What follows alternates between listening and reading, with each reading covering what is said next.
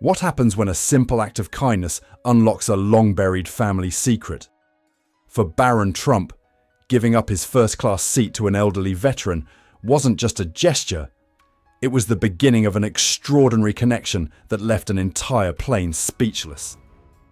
Before we dive deeper into this heartwarming story, comment below where you're watching from today. The cabin lights flickered faintly as passengers settled into their seats, the usual mix of pre-flight anticipation and mild chaos filling the air. It was a brisk morning at Ronald Reagan Washington National Airport, and Flight 247 to Newark was fully booked. Among the crowd was a familiar but often private figure, Barron Trump. Now a towering teenager, he sat quietly by the window in first class, thumbing through a hardcover book. Unlike others in his family, Barron rarely sought the public eye, but his last name ensured attention was unavoidable. Across the aisle, an elderly man shuffled into the economy section. His silver hair was neatly combed, his back slightly hunched, and his gait deliberate as he clutched a worn leather duffel bag. His military jacket, adorned with faded patches and medals, told a silent story of service and sacrifice. Passengers exchanged glances as the man passed, some whispering, others quietly admiring the quiet dignity in his stride. He took his seat near the rear, wedged between a chatty businessman and a restless toddler. A less than ideal spot for anyone, let alone someone of his age and stature. But then, everything changed. Just as the cabin door closed, tension rippled through the air. The elderly veteran's seatmate had become visibly upset, insisting he needed more space. The veteran, ever patient, apologized for the inconvenience and tried to shrink further into the cramped seat. From his comfortable spot in first class, Barron watched the scene unfold. His brow furrowed as he leaned slightly into the aisle, observing the veteran's quiet struggle. Without hesitation, he pressed the call button. "Excuse me," Barron said softly when the flight attendant arrived. "Can I switch seats with the gentleman in the military jacket?" The attendant blinked, momentarily stunned. Passengers in first class glanced up from newspapers and tablets. Curiosity piqued. The young Trump's offer was unexpected, especially in a world where privilege often went unquestioned. "Let me check," the attendant replied, her voice laced with surprise as she moved briskly toward the back. As Barron stood to grab his carry-on, murmurs swept through first class. A woman across the aisle leaned toward him. "You don't have to do that," she said, her voice tinged with confusion. "You paid for this seat." Barron simply smiled and shrugged. "Some people deserve it more." The flight attendant returned, her expression a mixture of curiosity and admiration. "He'd be honored to switch," she said quietly. Barron nodded, grabbing his bag and making his way down the narrow aisle. Passengers whispered as he passed, some nudging each other to confirm what they were witnessing, others subtly snapping photos. "Are you sure, young man?" the veteran asked, his voice weathered but firm. "I'm sure," Barron replied, extending a hand.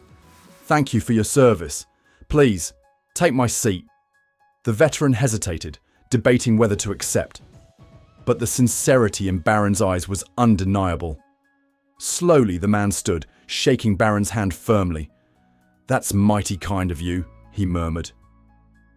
As the veteran settled into the plush first-class seat, the murmurs grew louder.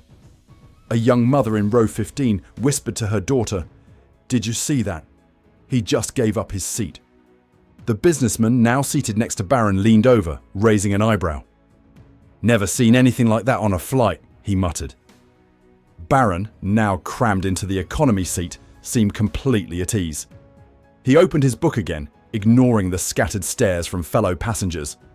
But the story didn't end there. The veteran, now comfortably seated in first class, sat quietly at first, sipping water and staring out the window. Then, as if compelled by the weight of the moment, he turned to the woman seated next to him. "I have to say something," he began, adjusting a small pin on his lapel. A purple heart. The woman, intrigued, leaned in. "What is it?" The veteran's voice grew steadier as he spoke. "That young man. His family saved my life once." The woman blinked. "What do you mean?" "It was decades ago. Vietnam. I was stationed overseas, far from home. I got injured, shot twice in the leg. When I finally made it stateside, I was lost. No direction, no family to lean on. I ended up in New York, barely scraping by." He paused, eyes misting. "One day, I ran into a man outside a diner. He saw me struggling. Didn't just hand me $1 and walk away. He sat down, listened to my story. That man was Fred Trump, Barron's grandfather." The woman's eyes widened. "Fred Trump?"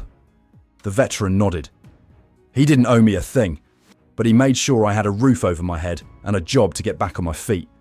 Never asked for anything in return. Just said, 'You served this country. It's the least we can do.'" By now, nearby passengers had tuned in, the story spreading like wildfire through the cabin. "I always wanted to thank his family," the veteran continued, "but life moved on. I thought the moment was lost forever. And now today, his grandson gave me a gift I'll never forget." "What are the odds?" At the back of the plane, Barron remained oblivious, engrossed in his book. He hadn't acted for recognition. He'd simply done what felt right. As the plane began its descent, the flight attendant approached Barron quietly.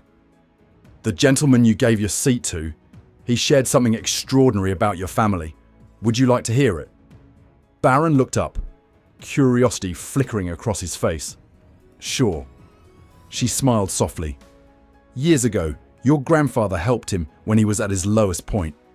Gave him shelter and a job, no strings attached. Today, you reminded him of that kindness." For a moment, Barron said nothing, his expression thoughtful. Then he murmured, "That's something, isn't it?" As the plane touched down, the veteran stood, making his way to the economy section. Passengers watched in hushed anticipation as he stopped beside Barron's seat. "Young man," he said, extending a hand, "I wanted to thank you face to face. What you did today, it brought me full circle. Your family has a history of kindness, and you've carried that forward. Never forget how much these moments matter." Barron shook his hand firmly, voice steady but quiet. "I didn't do anything special, sir. You deserved it." As they disembarked, the veteran turned one last time, tipping his hat toward Barron. "You've got a good heart, son. Don't ever lose that." Barron nodded, his usual reserved demeanor softening just enough to reveal the impact of those words. Pulling out his phone, he typed a brief message and hesitated, then hit send. Grandpa would have been proud of today. If this story inspired you, don't forget to share it. Let's remind the world that kindness still matters. And if you'd like more stories like this, hit that subscribe button and join us next time for another unforgettable journey.